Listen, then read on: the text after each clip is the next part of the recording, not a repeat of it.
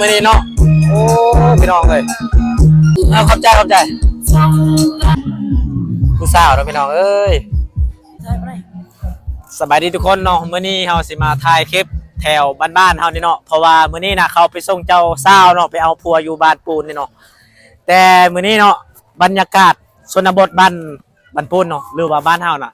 มันจะคือกันเบิดทุกคนมื้อนี้เฮาสิเลาะถ่ายทางปูนเนาะแล้วก็ถ่ายทางอันอายะเขาเต้นเนาะหรือว่าแม่นี่แหละทุกคนเลยนี่อันนี้คือเพื่อนผู้สาวอยู่เนาะโอเคทุกคนมื้อนี้เฮาสิพาไปเบิ่งเลยเนาะ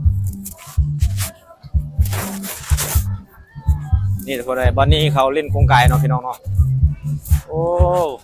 การเล่นกงไก่นี่บางคนก็ได้บางคนก็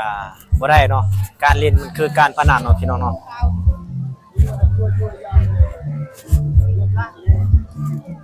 นี่น้องเขาเล่นกงไก่แม่ต่อแม่เนาะพี่น้องเนาะพี่น้องเว้ยบ้านเฮาถ้าเขาเฮ็ดฮิตคองเขาจะเล่นกงไก่เนาะเล่นไทยกับพลังนี่เลยเจอเลยไทยเล่นไทยเจอให้พลังนี่เลยไทยมากพลังเลือดเจอเลยไทยวันนี้เฮาสิพาไปเบิ่งบอลที่แม่เขาเต้นเนาะเขาพอระวงนะนี่ทุกคน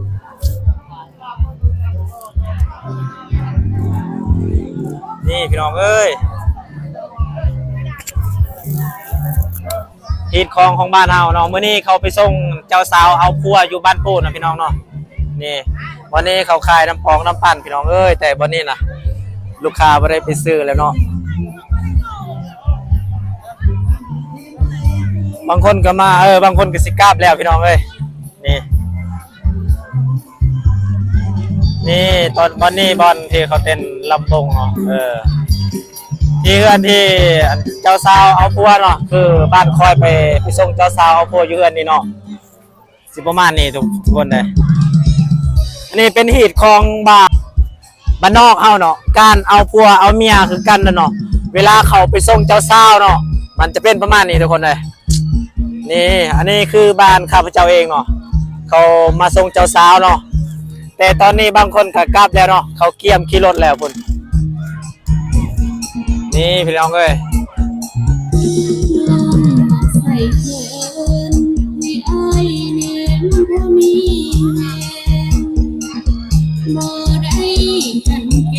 นี่การม่วนกันซื่นแต่ละคนเนาะการเฮ็ดเวียกเฮ็ดงานเนาะอาจจะม่วนคือบอนงานเนาะเฮ็ดงานเนาะพี่น้องเนาะ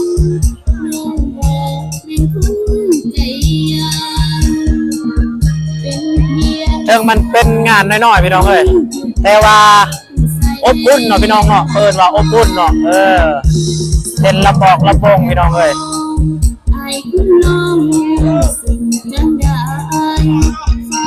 อันนี้บ้านข้าพเจ้าเองเนาะเขาไปส่งเจ้าสาวเอาเมียเอาผัวอยู่นี่เนาะบ่แม่นเอาเมียขอโทษอภัยเด้อ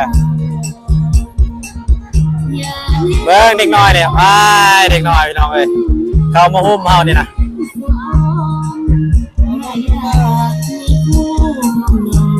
นี่ทุกคน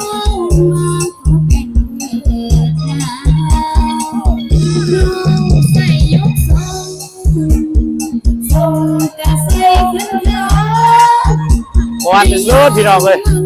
ป้าเด้อสุดวันบ้านเฮาเลยพี่น้องเลย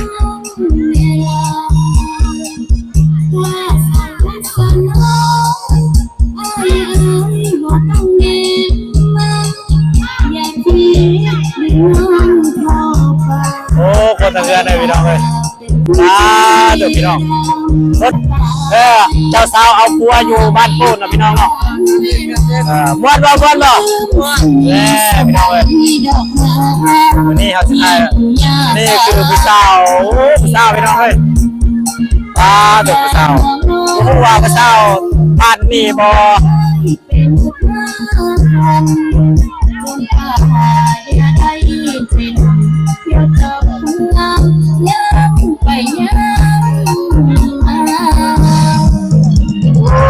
ม้ว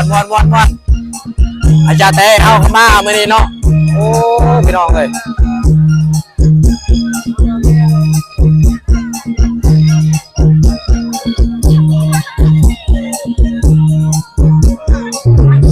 น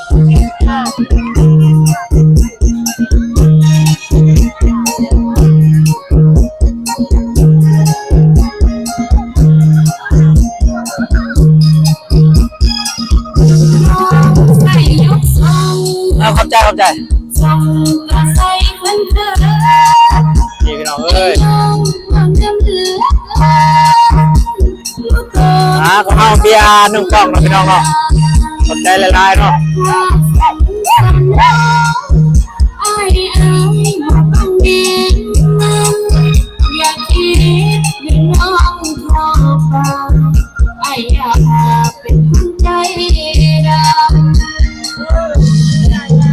ผู้สาวนะพี่น้องเอ้ยผู้สาวเนาะนี่จะเป็นผู้สาวเบิ้งสู้เป็นผู้สาวเนี่ยผู้สาวเนี่ยอันเมียเขาเนี่ยเนาะพี่น้องเนาะ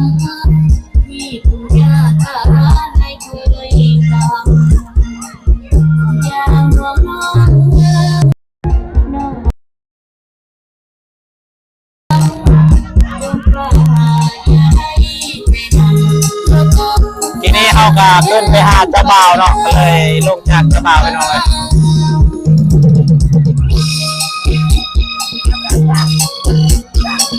งานบ้านเฮามันจะเป็นแบบนี้นะพี่น้องเอ้ยเวลาไอ้ที่เฮ็ดคล้องหรือว่าเจ้าบ่าวเจ้าสาวเอาเมียเอาผัวเนาะ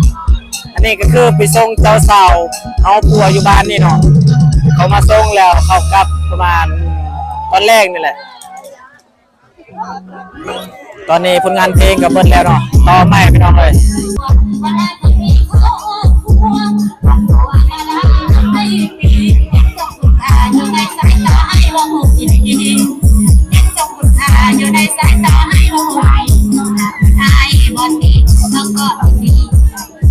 ม้วนพี่น้องม้วน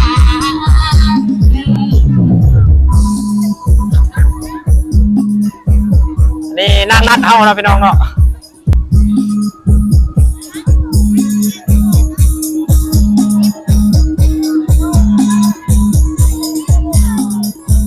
โอเคพี่น้องวันนี้เราไปขอบเจ้าบ่าวเนาะเพราะว่าเรายังไปเล่นสงกรานต์วันนี้เนาะโอ้ว่าที่ได้เล่นก่อนโอเคเอาขอบเจ้าบ่าวก่อนบิมเวลาไม่ได้เกี่ยวทักเพลงคือเก่าแล้วโอเคพี่น้องวันนี้เราว่าสิไปถ่ายคลิปยุคแกงลีเนาะ